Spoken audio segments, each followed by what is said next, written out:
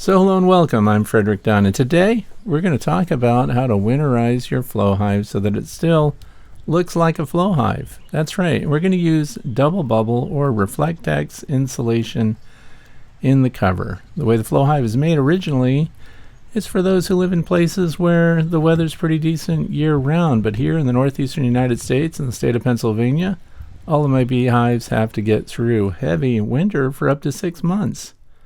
So we're going to take some original flow hive pieces and look at this. These are flow hive brood boxes and you can buy them extra. So if you've already got a flow hive, you want to match up the equipment you have, hoop pine or the western red cedar, which is what we have here. So I took the deep brood box, I hung medium frames in it because we want to make sure that we have some bee space there.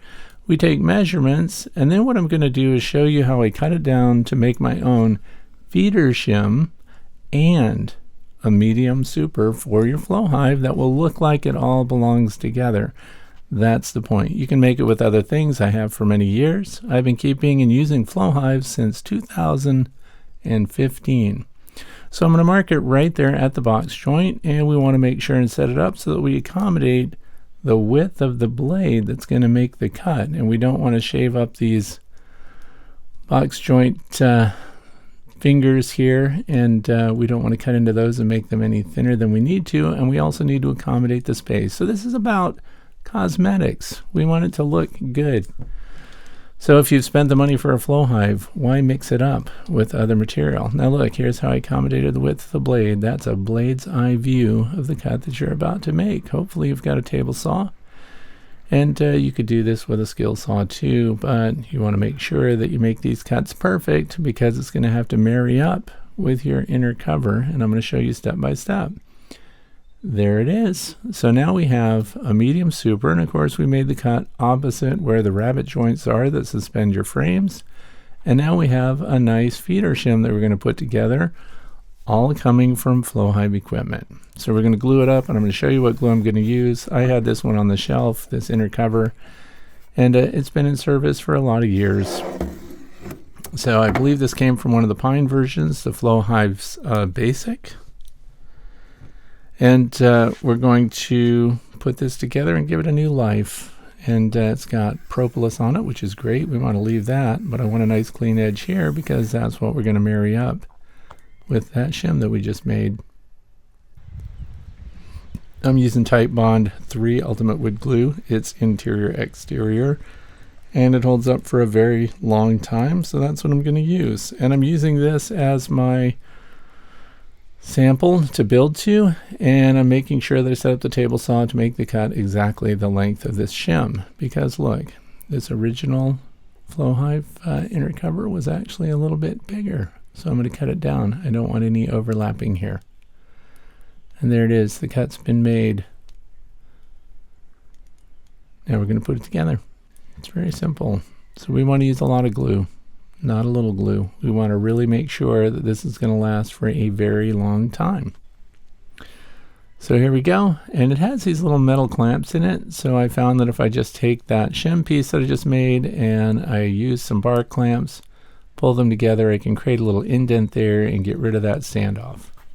So now we're going to glue it up, 100% coverage, so I'm going to use an acid brush here and spread it out over the full mating surface, and do this to both parts. We want it to start to soak into the wood before we bond them together because I never want to do this again.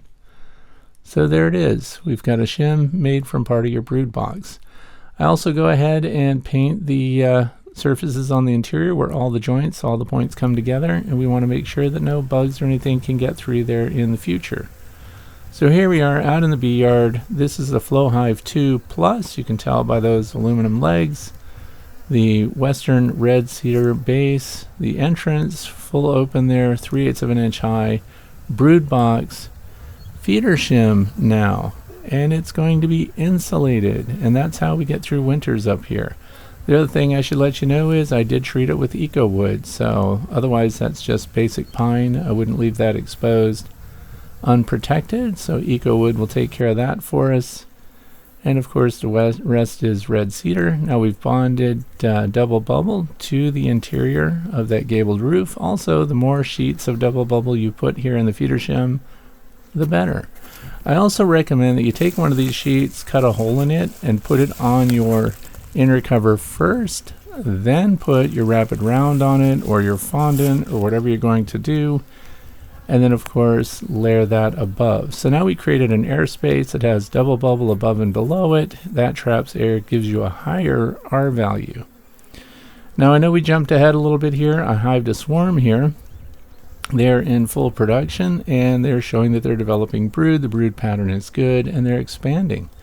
So remember, we started with a single brood box. Now that they are building out, we can add our medium super. Now when you put the medium super on here in the northeastern United States, the whole point of it is to provide resources for your bees to get them through winter. So this is not for you. This is not for the beekeeper to take things off and harvest honey. This is what they need. It's a little over 40 pounds of honey generally once they draw out and cap all of those frames.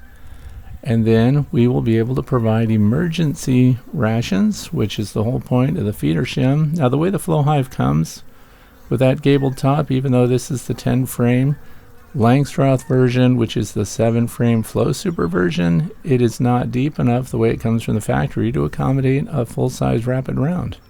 So now it is. And we got that all from one brood box that you can buy extra. And it's all Western red cedar, so it looks good. Now I put these little wooden shims in here because I want to reduce the entrance. You noticed a wasp just flew by as we get here near the end of the year. This is August now. Your bees are going to be under pressure by wasps, but look how much better that looks now. So now we have a winterized, winter capable 100% flow equipment hive. And of course I've run it through years past. We get them through winter and I just put boxes from other manufacturers. I use insulated inner covers from Be Smart Designs. I made my own feeder shims. I did a lot of things to get them through winter, but the question has always been, is there some way to just winterize the actual flow hive to get those through winter? And that's what this video is all about.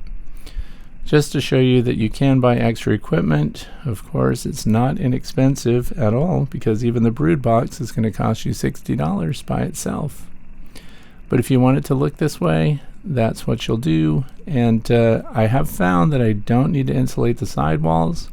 All I have to do is insulate the inner cover, provide emergency rations up there, which can be fondant. I recommend Hive Alive fondant.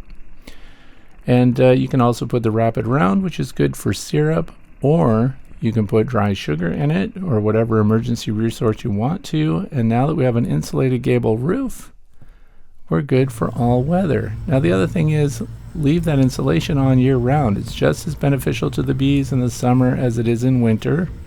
So now we've got a flow hive that can handle all seasons equally.